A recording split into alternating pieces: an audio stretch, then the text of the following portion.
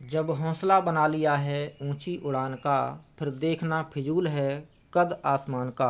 नमस्कार दोस्तों, मैं Om Prakash Goswami education to all YouTube channel में आपका हार्दिक स्वागत है। दोस्तों, इस वीडियो में हम हिंदी क्लास 11th सत्र 2022-23 पाठ्यक्रम यानी सिलेबस, अंक विभाजन यानी क्या चीज़ कितने मार्क्स की आएगी, प्रश्न पत्र प्रारूप यानी पेपर फॉर्मेट, साथ ही साथ सीबीएसई के द्वारा सत्र 2022-23 के लिए किस किस पाठ को पाठ्यक्रम से हटा दिया गया है, ये सारी बातें हम इस वीडियो में करेंगे। दोस्तों, जो पेपर है वह 80 मार्क्स का होगा और 3 घंटे का होगा। फाइनल एग्ज़ाम का जो पेपर है वो 3 घंटे का होगा और 80 मार्क्स का होगा। 10 मार्क्स का आपका लिसनिंग एंड स्पीकिंग टेस्ट यानी श्रवण वाचन और 10 मार्क्स का आपका परियोजना कार्य। इस तरह से टोटल मार्क्स हुए 100। जो प्रश्न पत्र है वो 80 मार्क्स का होगा, 3 घंटे का होगा और प्रश्न पत्र में 2 खंड होंगे। प्रश्न पत्र में 2 खंड होंगे, खंड आ और खंड ब। खंड आ में 45 यानी 45 एमसीक्यू टाइप प्रश्न पूछे जाएंगे, जिनमें से आपको 40 प्रश्नों के ही उत्तर देने होंगे। और खंड ब में वर्णनात्मक यानी लिखित प्रश्न पूछे जाएंगे। प्रश्नों में उचित आंतरिक विकल्प यानी ऑप्शन भी दिए जाएंगे। दोस्तों, जो प्रश्न पत्र के खंड आ जो कि वस्तुपरक प्रश्न होंगे, जिसमें एमसीक्यू टाइप प्रश्न होंगे खंड आ में। खंड आ का जो पहला प्रश्न होगा वह अपठित गद्यांश और अपठित पद्यांश से रिलेटेड होगा। यानी जो पहला प्रश्न है वो अपठित गद्यांश और पद्यांश से रिलेटेड होगा। प्रश्न 1 के आ में एक अपठित गद्यांश आएगा, जिस पर आधारित एक एक अंक के एमसीक्यू टाइप 10 प्रश्न पूछे जाएंगे, यानी 10 अंक के, यानी अपठित गद्यांश 10 मार्क्स का हुआ। प्रश्न 1 के ब में 2 अपठित पद्यांश पूछे जाएंगे, जिनमें से कोई एक करना होगा और जिस पर आधारित एक एक अंक के 5 एमसीक्यू टाइप प्रश्न पूछे जाएंगे, यानी अपठित गद्यांश 10 मार्क्स का और अपठित पद्यांश 5 मार्क्स का। इस तरह से गद्यांश पद्यांश हुए आपके 15 मार्क्स के।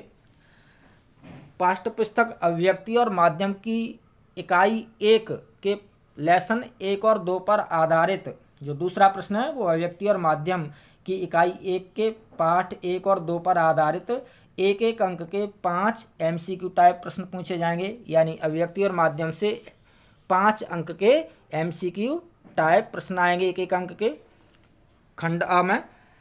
अगला जो प्रश्न होगा खंड आ का तीसरा प्रश्न, तीसरे के आ में पठित काव्यांश पर 5 बहुविकल्पी प्रश्न होंगे, यानी आरोह भाग 1 की कविताओं में से कोई एक काव्यांश यानी पद्यांश आएगा, जिस पर आधारित एक एक अंक के 5 एमसीक्यू टाइप प्रश्न पूछे जाएंगे।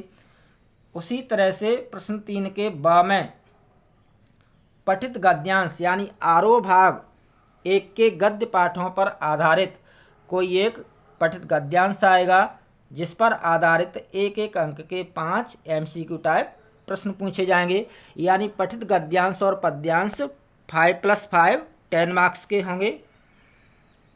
खंड आ का जो प्रश्न संख्या 4 है, प्रश्न पत्र के खंड आ का जो चौथा प्रश्न होगा 4 होगा, उस वो है पूरक पाठ्यपुस्तक वितान भाग 1 से एमसीक्यू टाइप प्रश्न होंगे, यानी खंड आ के प्रश्न संख्या 4 में पठित पाठों पर 10 बहुविकल्पी प्रश्न होंगे।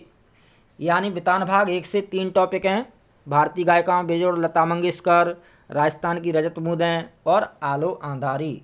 इन तीनों पाठों पर आधारित एक एक अंक के एमसीक्यू टाइप 10 प्रश्न पूछे जाएंगे खंड आ में, प्रश्न पत्र के खंड आ में। यानी वितान से आपके 10 मार्क्स के एक एक अंक के 10 एमसीक्यू टाइप प्रश्न पूछे जाएंगे, जो कि तीनों पाठों पर आधारित होंगे। अब आता है दोस्तों खंड ब। प्रश्न पत्र का जो खंड ब है वह कैसा होगा, वर्णनात्मक होगा, यानी लिखित प्रश्न पूछे जाएंगे, जिनका लिखित आंसर देना होगा, प्रश्नों का लिखित जवाब देना होगा। खंड ब का 5वें प्रश्न का जो पहला प्रश्न होगा वह रचनात्मक लेखन से संबंधित होगा, यानी कोई 4 टॉपिक दिए गए होंगे, उन 4 में से किसी एक टॉपिक पर लगभग 120 शब्दों में रचनात्मक लेख लिखना होगा, जो कि 5 मार्क्स का होगा, 5 अंक का होगा रचनात्मक लेखन। प्रश्न संख्या जो दूसरा है 5वें का, वह औपचारिक पत्र लेखन से संबंधित होगा और 5 अंक का होगा। पत्र का सही फॉर्मेट कैसा होता है औपचारिक पत्र का, और रचनात्मक लेखन कैसे लिखना चाहिए, इसके लिए आप पत्र लेखन और रचनात्मक लेखन वाले वीडियो देख सकते हैं। प्रश्न संख्या 5 का जो तीसरा प्रश्न होगा वह डायरी लेखन, कथा, पटकथा, विषयों पर लेखन, इन पर आधारित प्रश्न होंगे, और जो कि 3-3 अंक के होंगे और 2 प्रश्न करने होंगे। इनमें ऑप्शन भी दिए गए होंगे, विकल्प भी होंगे, विकल्प सहित होंगे, यानी 3 प्रश्नों में से 2 प्रश्न करने होंगे, जिनका आंसर आपको लगभग 60 शब्दों में, 60 शब्दों में देना होगा।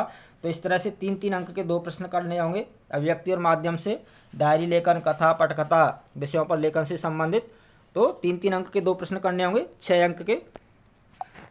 प्रश्न पत्र के खंड बा का जो 5वें प्रश्न का जो चौथा प्रश्न होगा वह है स्ववृत्त लेखन और रोजगार संबंधी आवेदन पत्र तथा शब्दकोश इत्यादि से संबंधित संदर्भ ग्रंथों की उपयोग विधि और परिचय, इन पर आधारित 3 में से 2 प्रश्न करने होंगे, और उनमें विकल्प भी होगा, यानी ऑप्शन भी होगा।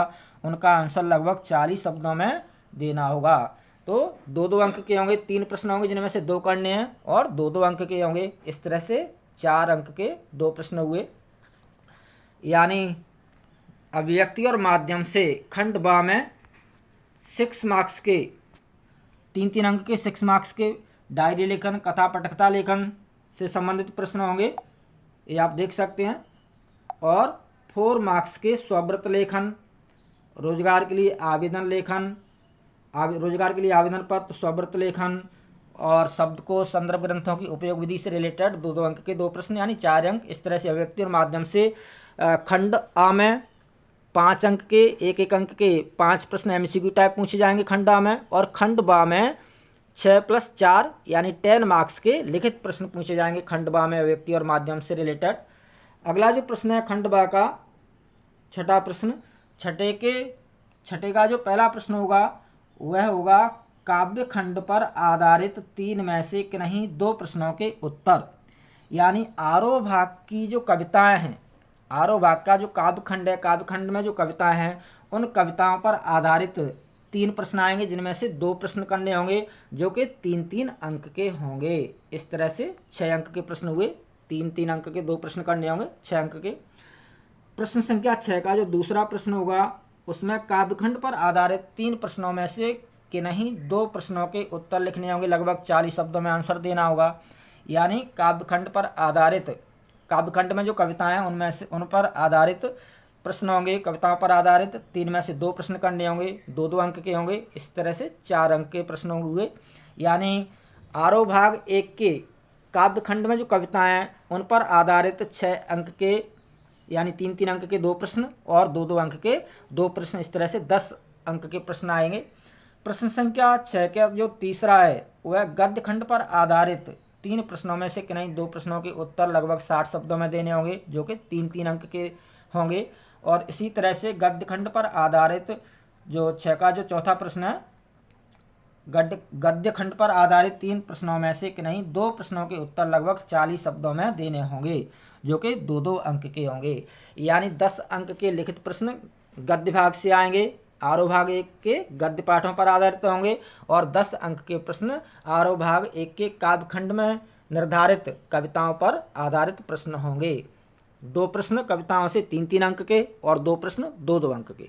इसी तरह से गद्य पाठों पर आधारित 2 प्रश्न 3-3 अंक के और 2 प्रश्न 2-2 अंक के। इस तरह से आरोह भाग 1 से 20 अंक के प्रश्न पूछे जाएंगे, 10 अंक के प्रश्न कविताओं से और 10 अंक के प्रश्न गद्य पाठों पर आधारित होंगे। तो इस तरह से टोटल मार्क्स हुए 80 मार्क्स हुए। 10 मार्क्स का आपका श्रवण तथा वाचन यानी लिसनिंग एंड स्पीकिंग टेस्ट होगा 10 मार्क्स का, जो कि विद्यालय स्तर पर आपके विषय अध्यापक द्वारा, सब्जेक्ट टीचर द्वारा किया जाएगा। और 10 मार्क्स का आपका परियोजना कार्य यानी प्रोजेक्ट फाइल बनानी होगी आपको, जो कि आपके सब्जेक्ट टीचर द्वारा दिए गए टॉपिक पर आपको बनानी होगी फाइल। तो 10 मार्क्स का आपका प्रोजेक्ट वर्क हुआ। इस तरह से 80 + 20 टोटल मार्क्स हुए 100, यानी फाइनल एग्जाम आपका 80 मार्क्स का होगा, 3 घंटे का होगा, और 20 मार्क्स का आपका विद्यालय स्तर पर आपके सब्जेक्ट टीचर द्वारा मूल्यांकन किया जाएगा, जिस 20 में 10 मार्क्स का श्रवण और वाचन यानी लिसनिंग एंड स्पीकिंग टेस्ट, और 10 मार्क्स का परियोजना कार्य, जिसका मूल्यांकन विद्यालय स्तर पर आपके विषय अध्यापक द्वारा किया जाएगा, सब्जेक्ट टीचर द्वारा किया जाएगा। दोस्तों, इस बार के लिए CBSE द्वारा कुछ पाठों को पाठ्यक्रम से हटा दिया है सत्र 2022-23 के लिए, जिसमें है आरोह भाग 1 के काव्यखंड से कबीरदास जी का जो दूसरा पद है उसे हटा दिया है। संतों देखत जग बौराना, इस पद को हटा दिया है। और मीराबाई का जो दूसरा पद है पग घुंघरू बांध बीना नाची, इस दूसरे पद को मीरा के पदों से हटा दिया है। रामनरेश त्रिपाठी जी की जो कविता है पथिक कविता को हटा दिया गया है CBSE द्वारा इस बार के लिए। और सुमित्रानंदन पंत जी की जो कविता है वे आँखें, उसे हटा दिया गया इस बार के लिए। आरोह भाग 1 के गद्य पाठों में से कृष्णनाथ जी का स्पीति में बारिश पाठ हटा दिया गया है। और सैयद हैदर रजा जी का जो पाठ है आत्मा का ताप, उसे हटा दिया गया है। तो इन टॉपिक्स को इस बार के लिए CBSE के द्वारा पाठ्यक्रम से हटा दिया गया है सत्र 2022-23 के लिए। बहुत बहुत शुभकामनाएं। All the best, good luck, जय हिंद, धन्यवाद।